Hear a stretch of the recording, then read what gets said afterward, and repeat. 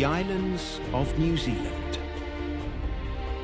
15,000 kilometers of rugged coastline, protecting rich primeval forests, and a strange collection of animals cast away for 80 million years. Isolation has allowed New Zealand's wildlife to evolve in ways unlike anywhere else on Earth. This is the story of just 24 hours in the lives of these amazing creatures.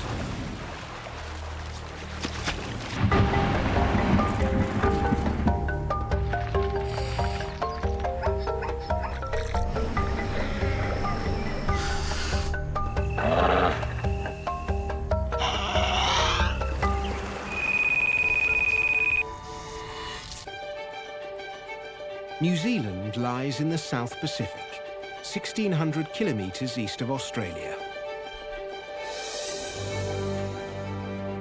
It is known as Aotearoa, land of the long white cloud. 80 million years ago, New Zealand unzipped from the Gondwana supercontinent and the rest of the world. Adrift and protected by isolation, New Zealand's animals were free to evolve in unique ways.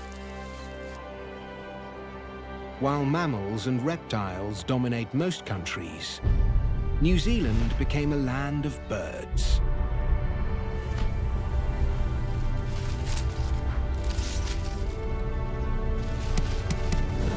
This lost world wrote its own script and developed its own cast of extraordinary characters, all key players in the drama of the day ahead.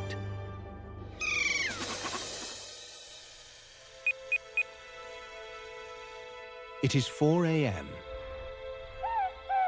In the pre-dawn light, a new life emerges. Inside this enormous egg is a flightless Kiwi chick. 11 weeks ago, its mother laid this egg and then walked away, leaving the father to protect it. Since then, he has lost a third of his body weight guarding the egg.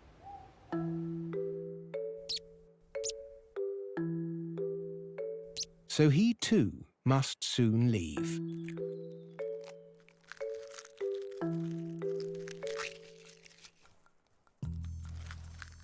The chick hatches with a belly full of yolk to keep it going, a necessary birthday gift, because it is abandoned the moment it hatches. From day one, it must fend for itself. The once predator-free New Zealand is now awash with introduced rats and stoats. As a consequence, 9 out of 10 Kiwi chicks won't make it to their first birthday.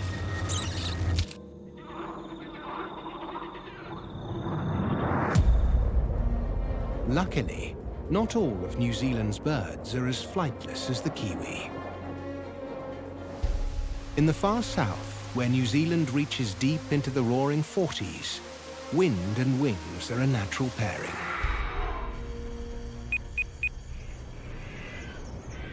A new day dawns over the Snares Islands. Just before daylight, there is a mysterious exodus of birds from their burrows. The Snares are free of introduced land predators, so the sooty shearwaters are safe here. These birds can fly, but first, they need to get to their launch site, making 5 a.m. peak hour in the otherwise isolated and empty Snares Islands.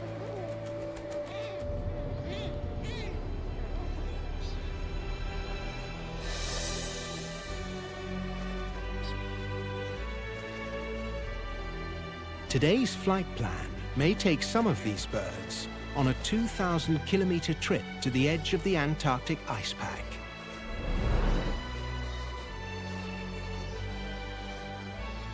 The ocean between New Zealand and Antarctica is one of the richest fishing grounds in the world.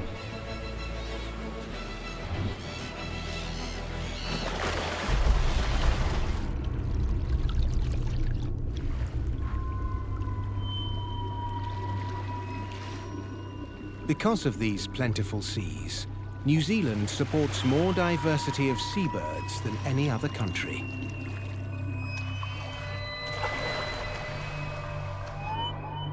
The most iconic of them are the penguins that inhabit much of the southern coastline. Even the cliff-bound snares have their own species of penguin. Because these birds can't fly, the islands are both a sanctuary and a prison. These snares-crested penguins have hungry chicks to feed, so both males and females must forage for food every day. Each hunting trip begins with their escape from this Antipodean Alcatraz, down a near vertical wall.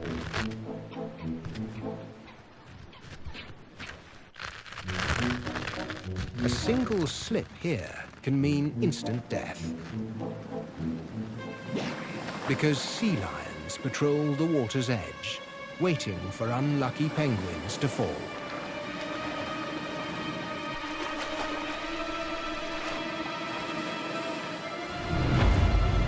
Someone needs to make the first move and enter the water if these birds are going to feed their chicks tonight. But sometimes the first move isn't voluntary.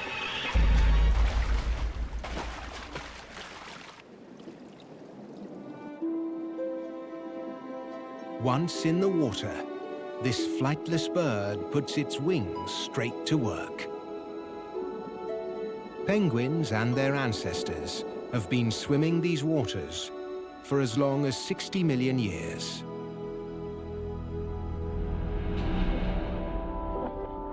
The mainland shores are home to 3 more penguins. The yellow-eyed penguin, the Fiordland crested penguin, and the world's smallest, the little blue, joining this morning's pilgrimage out to sea. It dives in shallow waters, hunting small fish and squid. This little blue penguin may travel 24 kilometers today in search of food.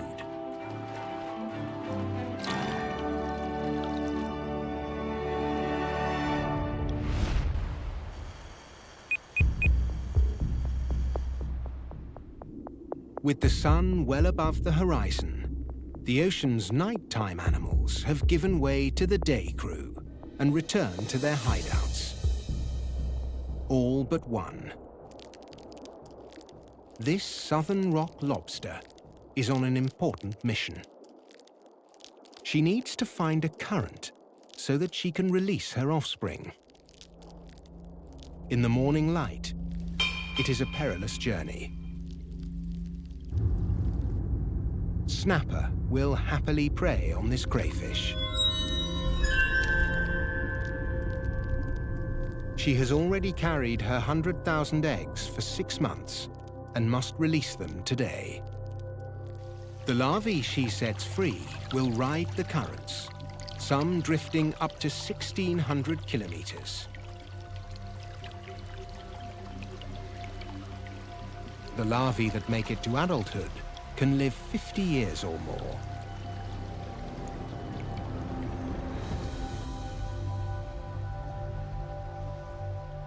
But for this mother crayfish, the journey to release her eggs has led her down a dangerous path.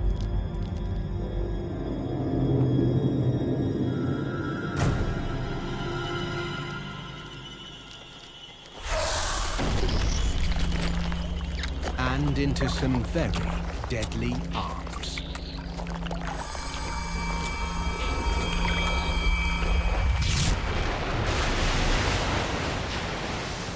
Back on land, having a family is equally complicated. Particularly with a species that will eat its own.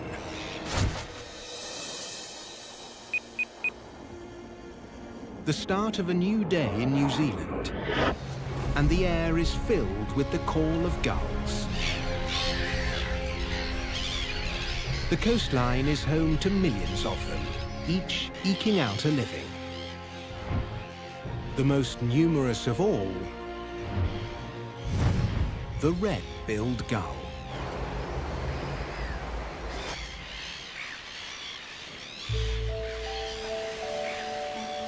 The single females in this colony have a problem. Males are in short supply. So what is a girl to do?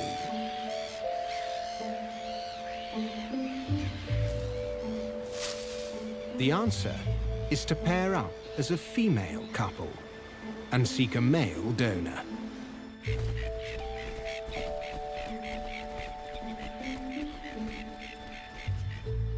A seemingly enlightened approach that can help to grow the colony.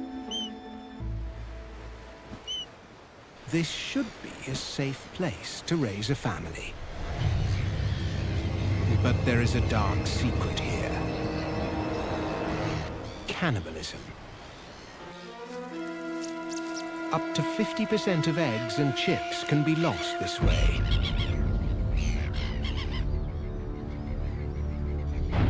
If a caregiver is distracted for a single moment, fortunes can change.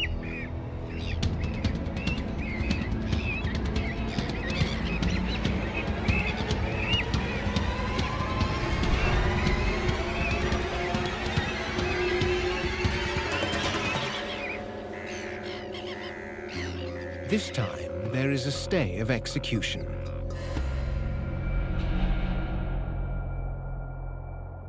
The warmth of the day is setting in. For the resident fur seals of New Zealand's open Bay Islands, it's time to bask after a morning swim.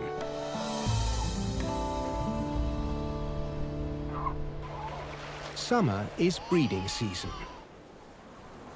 And for these seals, there is just an 8-day window between birthing and mating again. Bulls, weighing 5 times more than the females, have one thing on their mind: fathering next year's pups. When a male seal is ready to mate, pups are just obstacles to be cleared out of the way.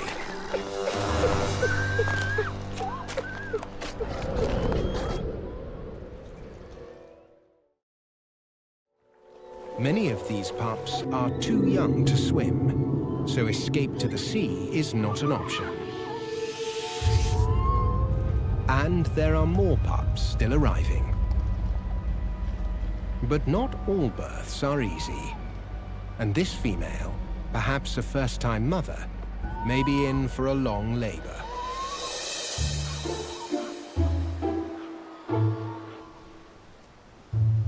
Between the afterbirth and accidental deaths, this is harvest time for the flightless weka.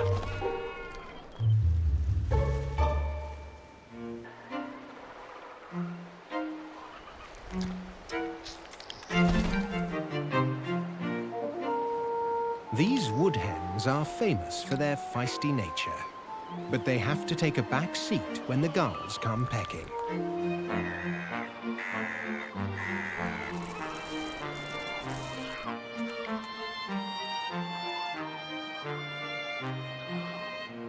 Up to 30% of the weka's diet is from animals.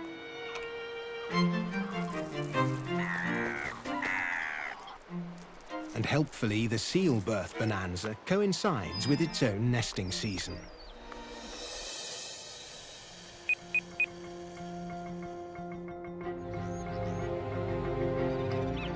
Estuaries and mudflats are refreshed by the tides every 6 hours. This morning's low tide uncovers new feeding opportunities. Wading birds come from all over the world to spend the summer here in New Zealand. They each have their own hunting technique to take maximum advantage of the shoreline.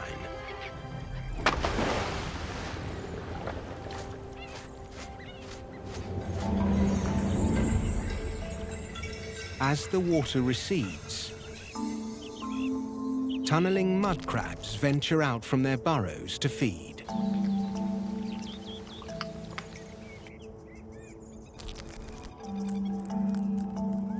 They may look like they're eating the mud, but instead, they're extracting tiny living organisms such as algae and bacteria from it.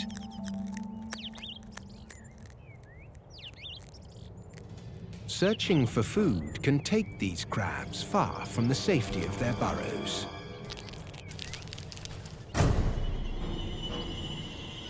High above, they are being watched.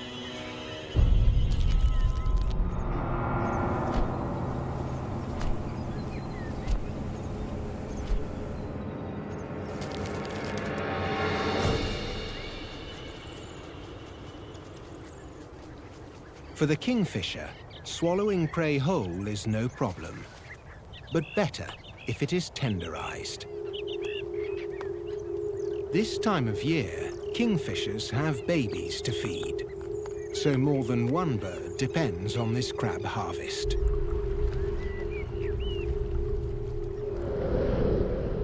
As the tide lowers, baitfish are also being flushed out of the estuary towards hungry hunters.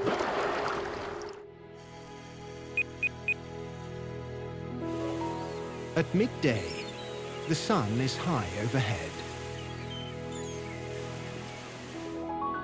The water sparkles and sunlight penetrates the sea deeply, highlighting shoals of fish.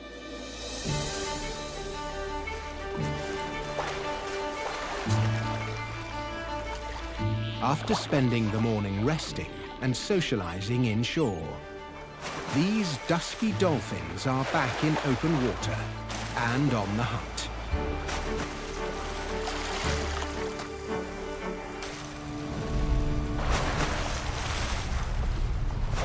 The majesty of this aerial dance hides a secret message.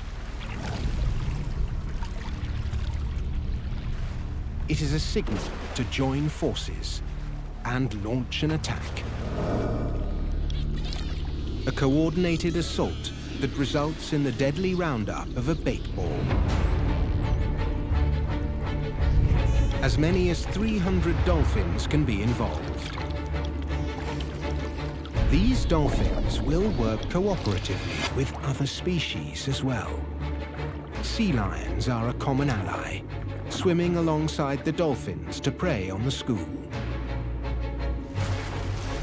Marlin will also join the party, stunning fish with a slash of their spear and returning to prey on the wounded. With the big predators gathering and hungry for lunch, the small sea animals are wise to hide.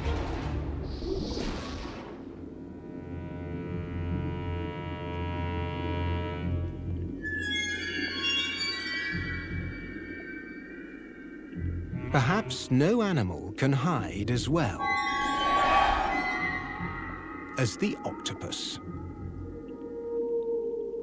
Covered in pockets of pigment, it can change color by contracting or expanding a single pocket or all pockets at once. This is its main defense against predators, like the broad-nosed seven-gill sharks that prey on octopus.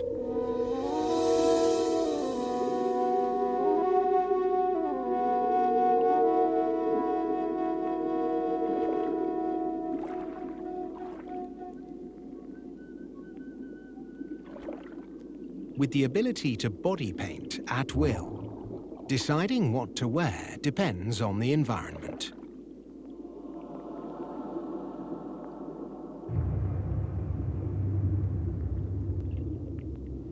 The plot thickens when one shapeshifter meets another. Summer is mating season for these octopus.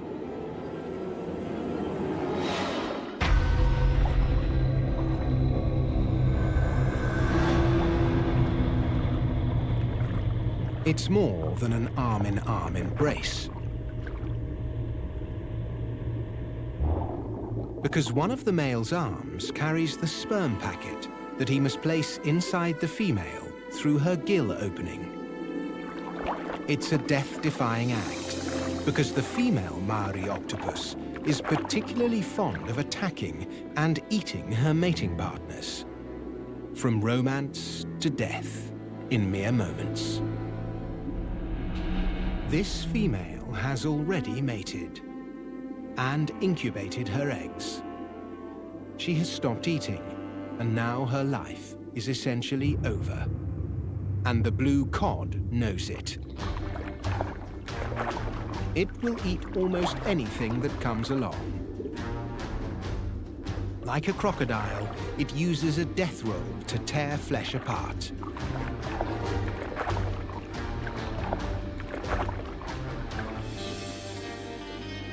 Camouflage is no use to her now, so she squirts an ink cloud. This can be an effective smokescreen and can mask her scent, but it's too late.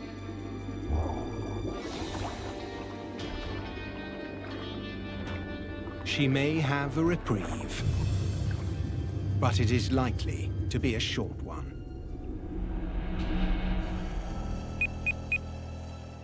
The wildlife habitats of New Zealand stretch from the bottom of the sea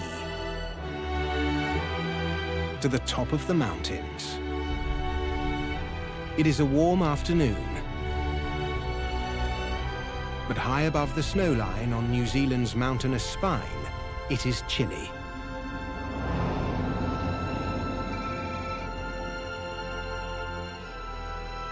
This is the domain of the world's only alpine parrot, the kea. Many parrots are omnivores, meaning they will eat food of almost any kind.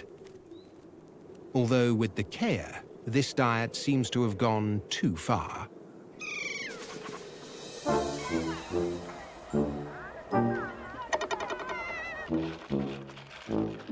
It has earned itself a nickname: mountain monkey.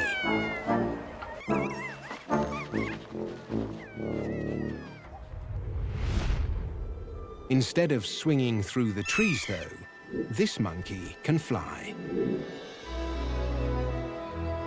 And when it does, feathers made for camouflage unleash a surprise.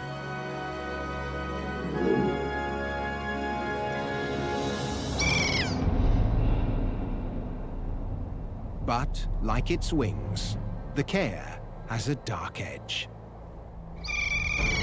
They can be smart and dangerous hunters. These kea know that inside these burrows, there are shearwater chicks whose parents are out fishing for the day. They can hear the chicks chirping.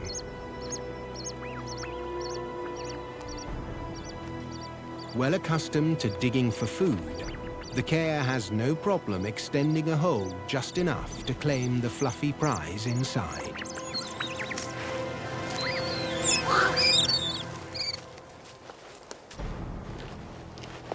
It's not the only white and fluffy animal these birds will maul before the day is done.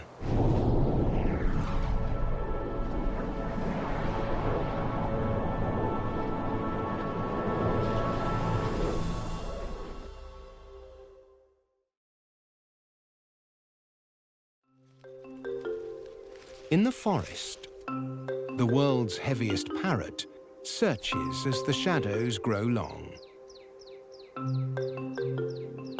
It's looking for food. The rare kakapo is flightless and completely vegetarian. It is the world's only flightless parrot. It takes balance for this bird to get a balanced diet. But not all branches are designed to carry a 4-kilogram bird.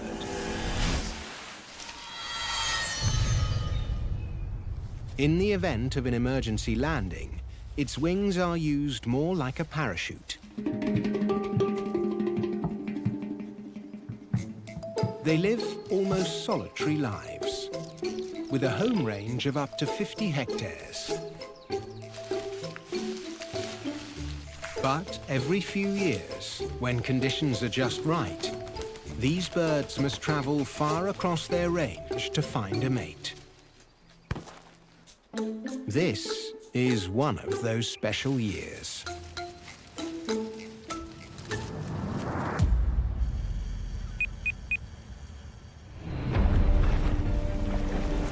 The winds, the weather, and the waves make New Zealand's west coast a formidable barrier and a wild birthing suite. 10 hours have passed since this fur seal started her labor, with little to show so far. Breech births can happen and can last twice as long as a normal birth, if mother and pup survive. She is scared and vulnerable, so even approaches from neighbors bring a strong response. She struggles on, her labor seeming to coincide with the long, drawn-out summer day.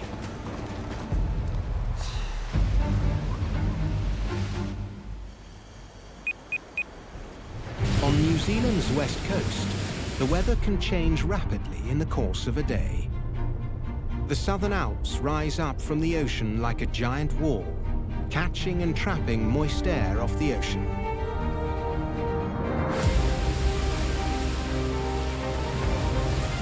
So the next storm is never far away.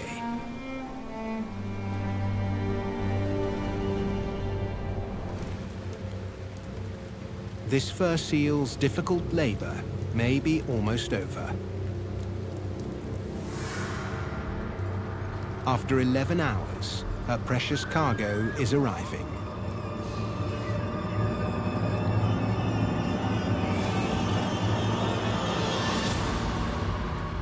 A new seal joins the colony. This pup should be able to feed from its mother within the hour. The mother and pup bond immediately. Their long journey to be together is finally over. This pup will enjoy the undivided attention of its mother for the first 10 days, but then will have to fend for itself while she's away on fishing trips. Nearly half of all seals won't make it through their first year. So survival for this pup is a coin flip.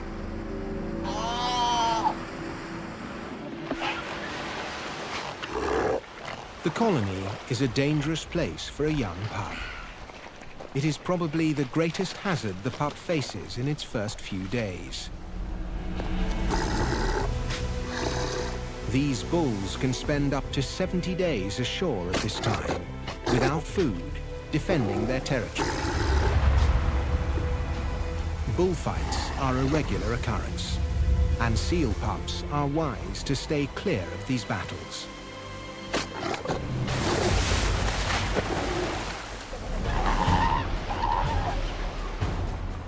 The water is a refuge for most seals. But for inexperienced pups escaping a battle of bull seals, it is just another lethal hazard.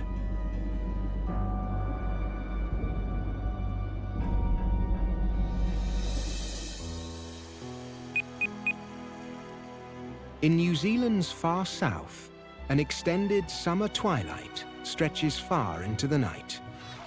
After a day of feeding, the sooty shearwaters gather offshore in preparation for their return flight.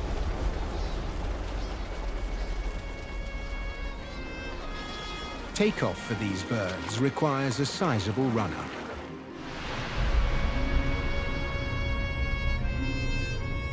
Luckily, they can walk on water.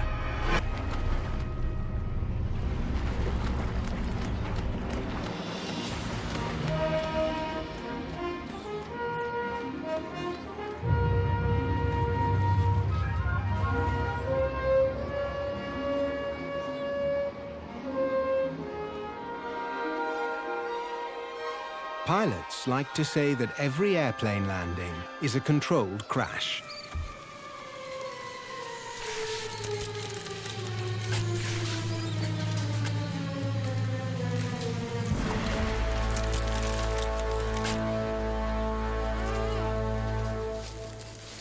Something the shearwaters would agree with. The well-worn paths of this morning lead back to the safety of the burrow. Several breeding pairs may share the same burrow entrance as these couples settle in for the night.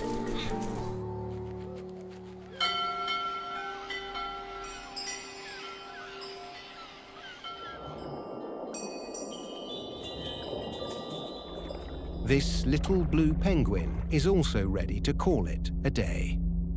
But the transition from water to land can be a dangerous moment for these penguins. Camouflage is its only real defense.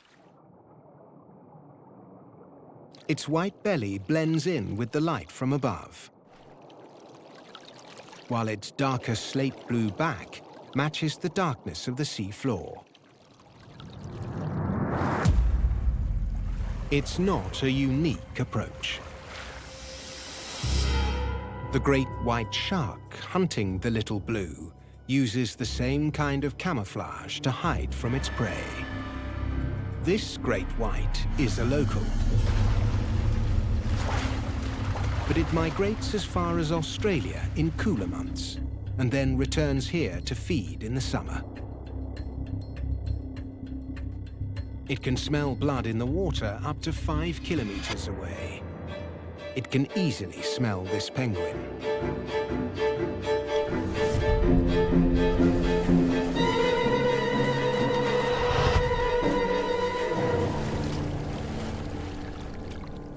Little Blue makes a lucky escape.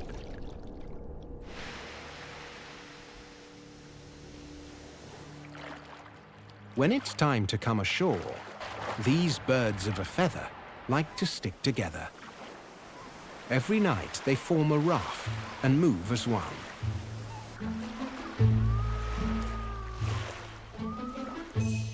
Finding a seal blocking their way is the last thing these penguins want to see. They will need to tiptoe past this hulking predator.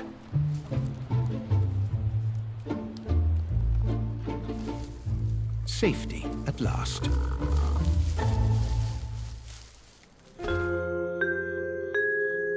There are many homes close to the New Zealand coast. So this penguin has chosen a highly civilized burrow and already dug out.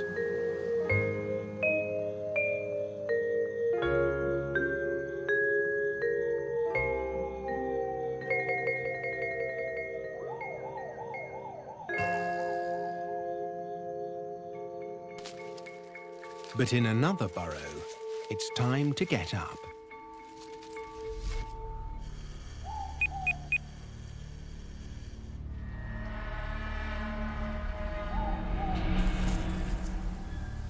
Freed from incubating his egg,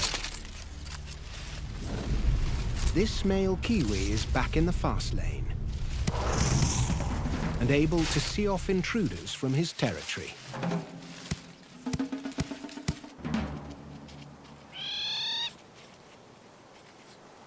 He has shrugged off the need to fly. For millions of years, the only land mammal here was a bat. The coast was clear to make a living off the land. On the outside, the kiwi seems to have an identity crisis. Feathers more like fur, whiskers like a cat, and digging burrows like a badger. Unlike any other bird, he has nostrils at the tip of his beak, able to detect prey 10 centimeters underground. He may also be able to sense movement. This high-tech beak probes for information, making it very difficult to slide under the radar. It's bad news for earthworms.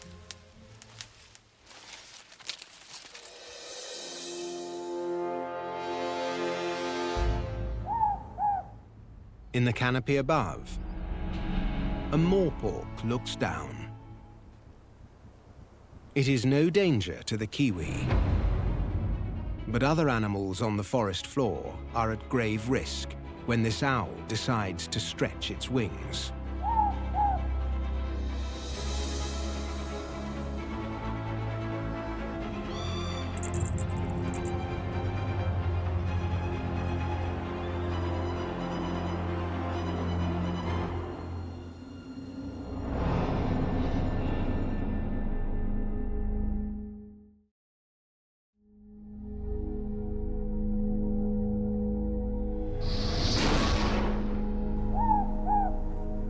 The owl's prey tonight is one of New Zealand's only 2 species of native mammal.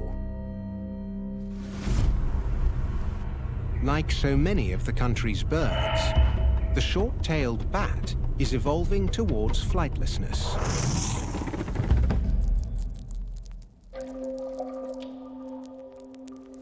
More like tiny wolves than bats, they flood across the forest floor in a pack, devouring unlucky bugs.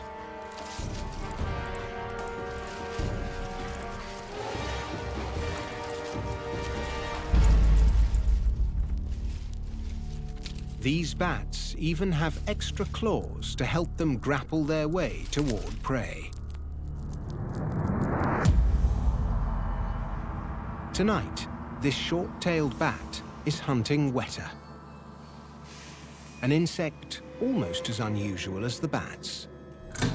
These demon grasshoppers are tough. They've seen dinosaurs come and go. Some species have tusks, and they know how to use them. Males compete for territory in tusk battles that will only stop when one is beaten into submission.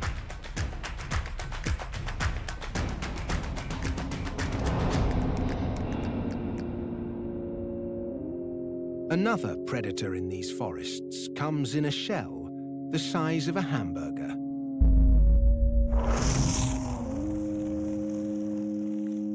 This giant snail is on the hunt, but not for anything vegetarian. It has a taste for meat.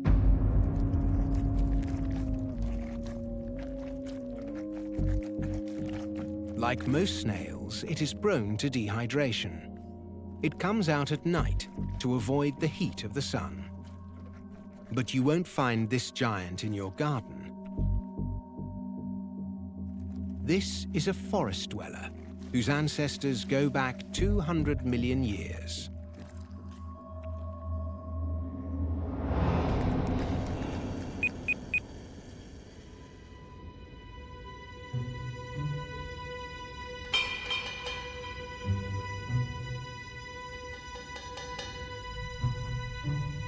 The roof of this cave is glowing.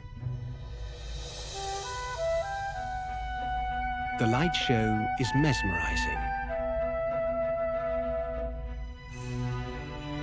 But it is also a death trap.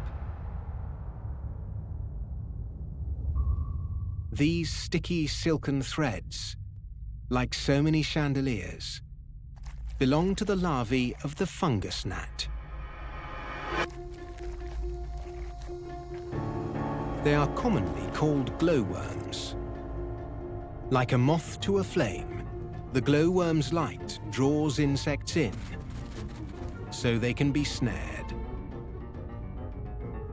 Movement alerts the glowworm to its meal, like a strand of a spider's web.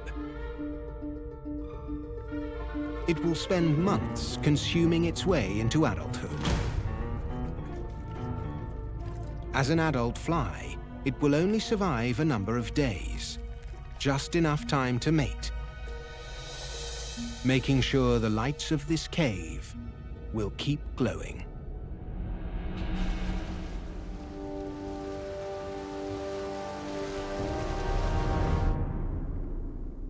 In a deep water cave, female manta rays are gathering to mate.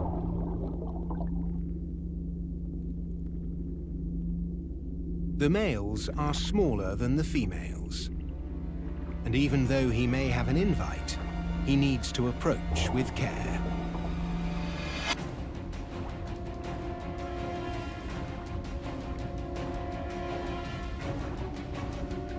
The only way he can keep contact long enough to mate is to bite down on her pectoral fin and hold on.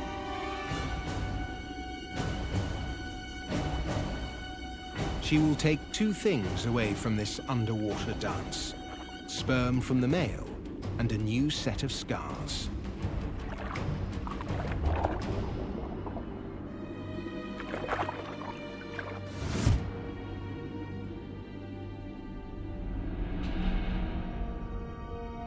Back in the high country, the kea has new prey.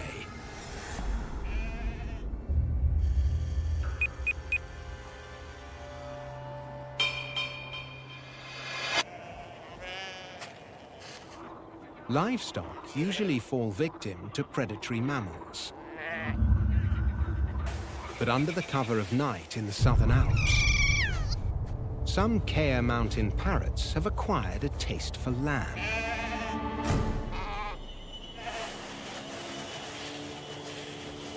They dig through fleece, skin, and muscle to reach the fat that surrounds the sheep's kidneys. Taking a free ride and a free meal this way resulted in the kea being persecuted with a bounty on its head.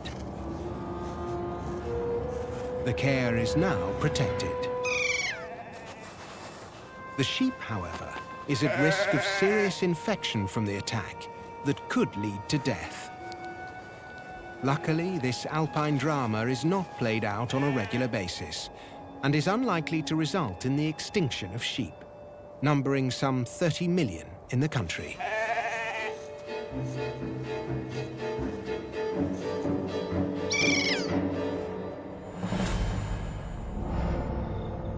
Other parrot business has a softer side.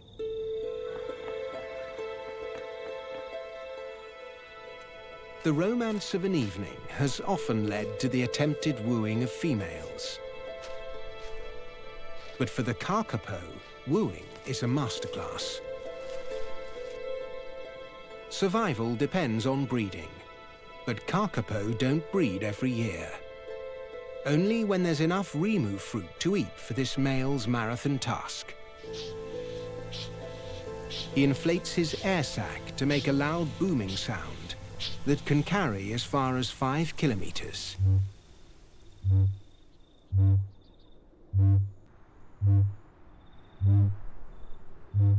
A song quest to attract a mate that will go on for as long as it takes, maybe even months.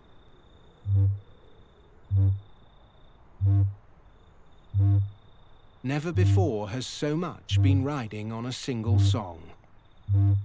There are little more than 120 kakapo left. This solo must become a duet.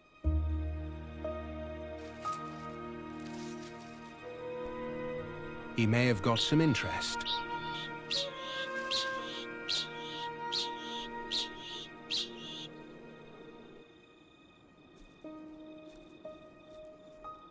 But tonight is not the night.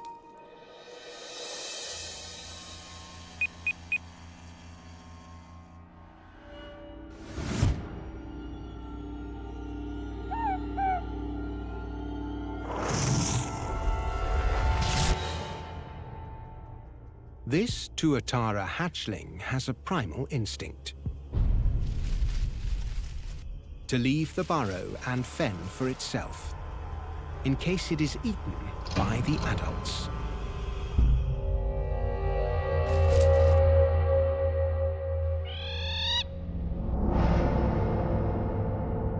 This is New Zealand's largest reptile. Not exactly big enough to rub shoulders with dinosaurs, but known to exist alongside them 200 million years ago.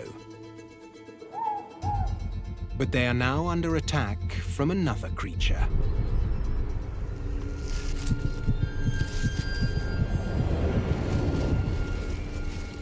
Rats. These rodents introduced themselves to this country as stowaways on ships and canoes, threatening native species and leaving in their wake a path of destruction. With a reputation for attacking human infants, rats will easily prey on a tuatara hatchling and anything else a tuatara may eat.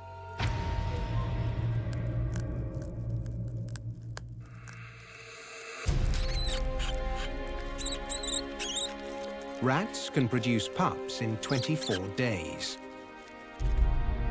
while a tuatara hatchling must spend at least 12 months growing inside an egg. The odds are in favor of the rat. So tuatara are only able to survive on islands free of rodents and in sanctuaries. But this is a life worth fighting for. They can live for up to 100 years.